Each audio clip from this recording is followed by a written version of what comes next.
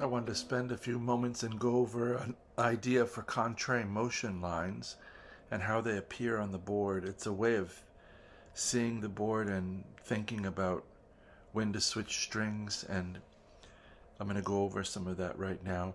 Please do subscribe to the channel if you haven't yet. If you're enjoying the content, share it with others. You can leave a comment, leave a like. If you'd care to leave me a tip, that would be very nice. My PayPal information's there in the description below. So this is a contrary motion line just involving the 6th string and then widening out as we get further down the board and the interval becomes wider. So we're going to start here. I'm starting with middle finger on the 12th fret E, and the idea is we're going to add, as we descend with this pitch, we're going to add a major third. So in this case, E flat and G, it's this shape of this diagonal shape off towards the peg head. So major third, and then a tritone, and then a 6th, and a 7th, and an octave, etc.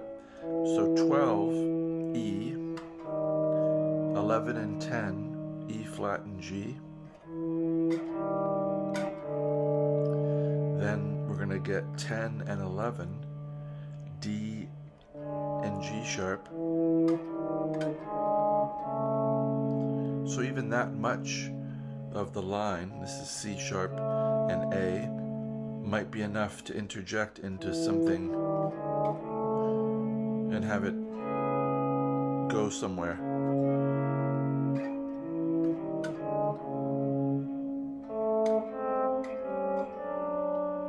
Just as a little, almost a barbershop quartet kind of harmonic movement. But we're going to continue. So now we need for these to split, but we don't want to get into a situation where we're having to do these kinds of really wide chords.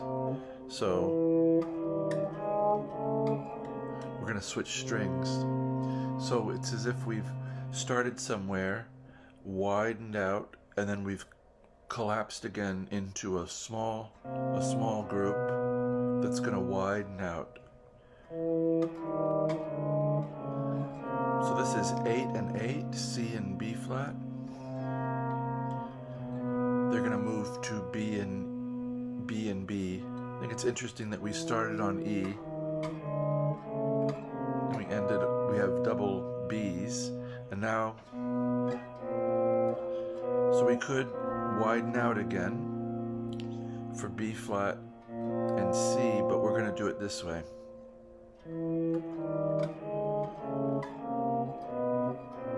To give us somewhere to go. This is the same shape we started with here, but it's been separated by a few strings now. So now we're on 6th string, 6th fret, and 5th string, 3rd fret. And those are going to shift just as these guys did. So A and C sharp, 5 and 6. And we are going to widen out just as we did here.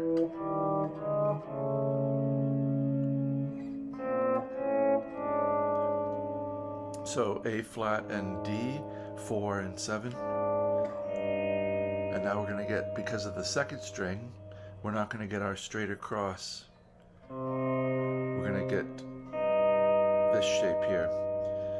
This is 3rd and 4th fret, G and E flat.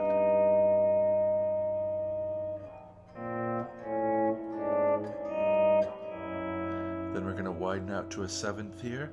2nd and 5th fret of the 6th and 2nd strings. Then we have an octave. I'm getting it with a bar. 1st and 1st fret Fs, and then you get a payoff here, E and F sharp at the end.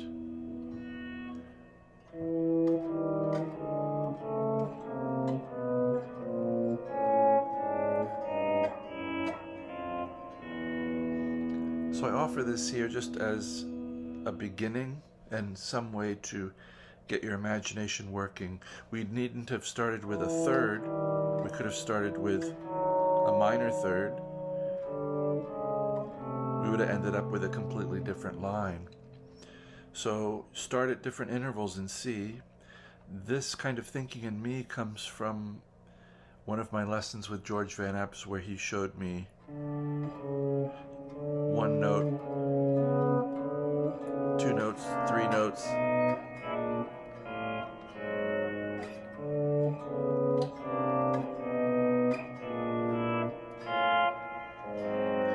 I'll put a link to the lesson video I did on that chromatic contrary motion line that George showed me. As always, I hope you're enjoying your time with your instrument. Maybe you get your guitar out and try to play along with these things. That would make me very glad. That's what this channel is for. I hope we can be a part of your growth and a source of inspiration, possibly. And as always, I do wish you a very good day.